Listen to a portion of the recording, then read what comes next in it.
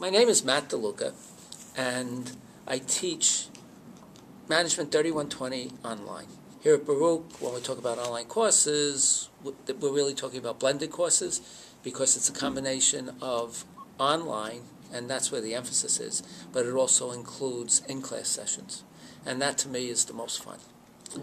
Because then you really build a sense of community and people get to see each other on a fairly regular basis. So it enhances their online learning experience, and it's a win-win situation for everybody.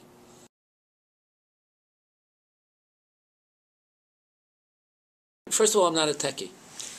And I take a very simple approach because my goal is not to let the technology dominate the learning. The technology should be enhancement and something that allows the students to be even more effective and successful in the learning process than they would be with the traditional method. And my thinking also goes back to online learning, really goes back to the way Socrates taught, except Socrates didn't have a computer. Because what Socrates did was basically had a dialogue. And in fact, through the discussion board and through journals, it's very easy to get students into the habit of getting involved in an ongoing conversation that never ends.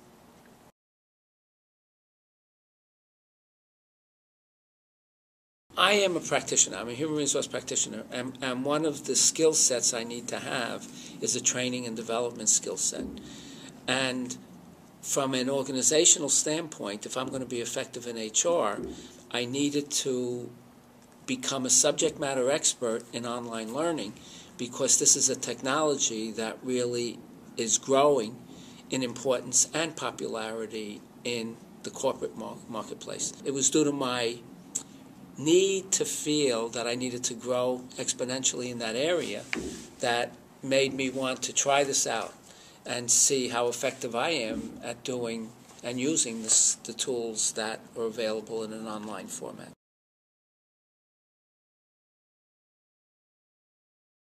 Absolutely, yeah. Absolutely. And the great thing about online learning is you could use it and make it as technically advanced as you want to, or take my approach, which is really simple. Baruch has a great online format through the use of Blackboard. It requires very little, if any, training, and the approach is just to get into it and use it for different things. And once you do it, you start realizing that there are other opportunities available, and by using it in a way that makes the students take ownership for the learning process, they, in fact, start teaching each other very effectively as well. It seems to open floodgates for students to want to do more. And I'll give you one example that really is a little bit humbling. In discussion board, I frequently take articles from the newspapers and magazines that I don't think the students have seen, and they're expected to comment on those articles. And I like that because then they're reading real examples from people who are writing well, and then they are forced to give an opinion, positive or negative, about what they read. What I love is the students, sooner or later, every semester, want to know if they could identify articles themselves and include them in the discussion board. And I love that because I feel remiss in not having reminded them that they could have done that, and they're the ones who are initiating it.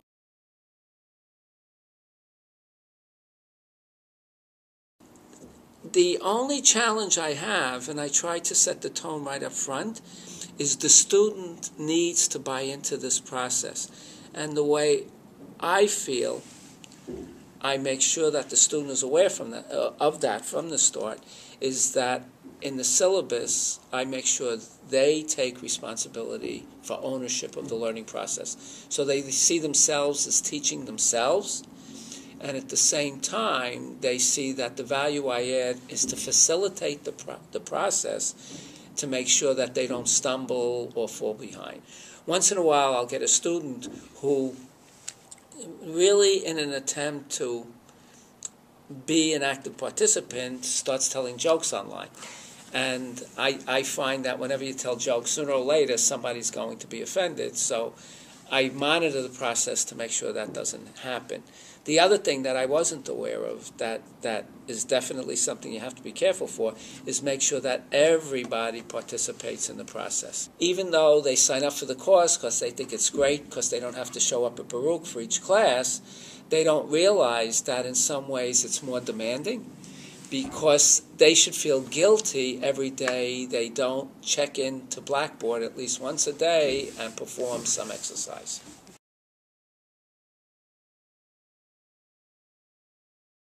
I have a history of seeking feedback throughout the course in a variety of ways to make sure that students, regardless of how they learn, are demonstrating and they have a chance to show that they are effective at what they're learning.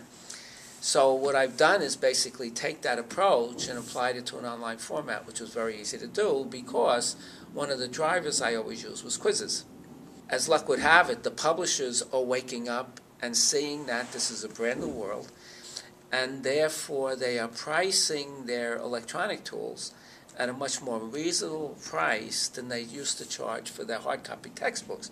So instead of students expected to pay $150 for a textbook and just get a textbook, now, for instance, for the 3120 course, we have an electronic textbook that has a whole bunch of electronic resources that are available to the students, along with online quizzes that I'm responsible for determining the content for and the frequency of.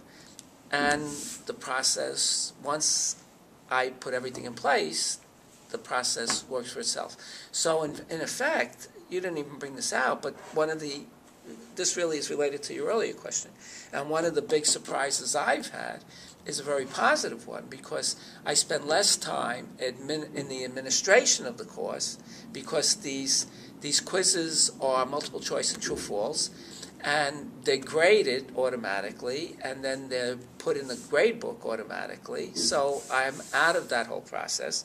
And yet at the same time, I promise the students that I'm going to use I'm going to take the questions from the true-false multiple choice and add short answer questions because these are college students. And that will be the content for their midterm and final exams. And they buy into it. I did the intensive, and students almost had a quiz a day, and I didn't have one complaint, and not one student dropped out.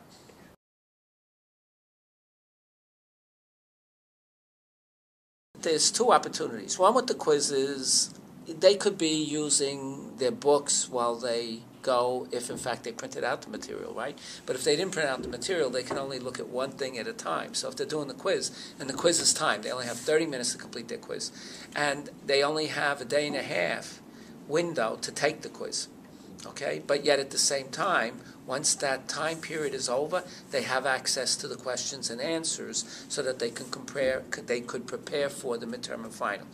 I don't really care if they do open book or not on the quizzes. What I do care about is that they have integrity when they take the midterm and the final. And for that, it's always in the classroom, so it solves that problem. The second thing I do is I give them weekly assignments. They are to pick one question from the discussion questions at the end of each chapter, and they're to discuss that question in approximately 250 words or less. In addition to discussing the question, they're supposed to come up with an organizational example. By coming up with this kind of assignment, to your point, I think that the work is definitely going to be their own, because who else is going to want to do this stuff?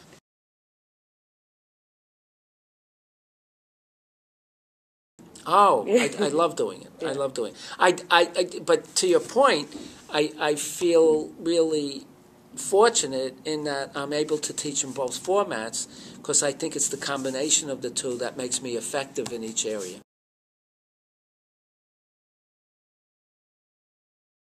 Don't wait to be assigned to or volunteer for teaching in an online format.